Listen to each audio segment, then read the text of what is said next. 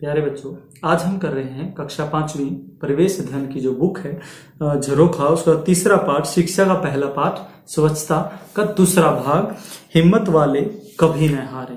तो वो कहता है पुराने समय में सफाई से जुड़े कामों को अच्छा नहीं माना जाता था। इन कार्यों से जुड़े लोगों से भेदभाव किया जाता था, परंतु हमारे देश में अनेक महापुरुष हुए जिन्होंने अपनी कोशिशों से भेदभाव की जंजीरों को तोड़ी। उनमें से एक महान व्यक्ति थे बाबा साहब भीमराव अंबेडकर, जिसकी तस्वीर आप स्क्रीन पर देख पा रहे हैं। तो सबसे पहले इनके बारे में हम कुछ जानेंगे। भीमराव रामजी अंबेडकर, बाबा साहब अंबेडकर का जन्म 14 अप्रैल 1891 को मध्य प्रदेश के मऊ नामक स्थान पर हुआ था। वे स्वतंत्र भारत के प्रथम कानून मंत्री थे। उनकी अगुवाई में ही भारतीय संविधान का निर्माण हुआ। वे एक महान समाज सुधारक थे।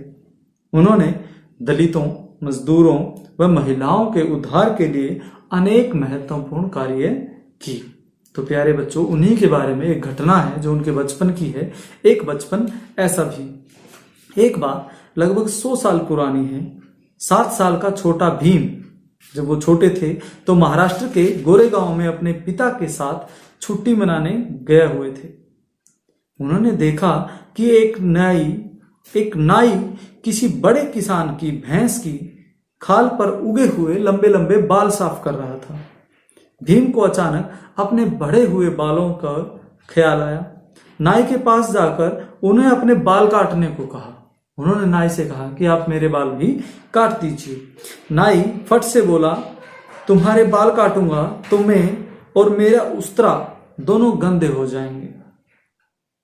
अरे, क्या इंसान के बाल काटना भैंस की खाल साफ करने से ज्यादा गंदा काम है?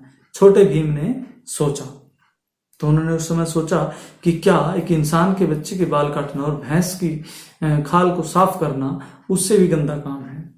आगे चलकर यही भीम यानी भीमराव बाबा साहब अंबेडकर के नाम से दुनिया भर में मशहूर हुआ।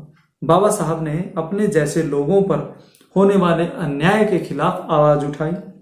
आजादी के बाद बाबा साहब की अगुवाई में ही हमारे देश का जो संविधान था वो तैयार किया गया। तो प्यारे बच्चों, वो अब आपसे पूछ रहा है कि सफाई के कामों से जुड़े लोगों के साथ अन्य लोग किस प्रकार बर्ताव करते हैं, इस पर हम बात करें। क्या काम के आधार पर किसी व्यक्ति को छोटा या बड़ा समझकर भेद करना उचित है? आसपास की सफाई बनाए रखने के लिए हमारा क्या कर्तव्य है?